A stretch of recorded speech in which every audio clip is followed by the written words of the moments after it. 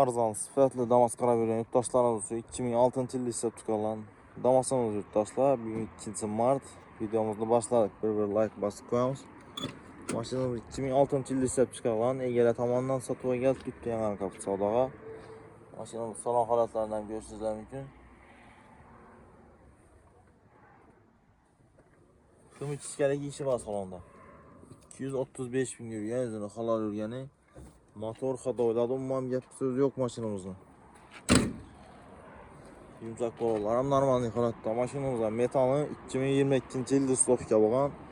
Yumshoq balolar ham zo'r turibdi mashinamiz. Kraskalari 100% родной. Tekshirtirib olaverasiz yurtdoshlar. 2006-yil kraskasi 100% родной.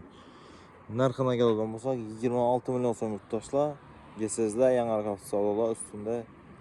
Yana 1 so'm 2 so'm kelishib beramiz xudo xolasa. Shupasda nimalar telefon urib bog'lanib aloqa chiqarasiz yurtdoshlar. Kelaverasizlar, xizmatdamiz.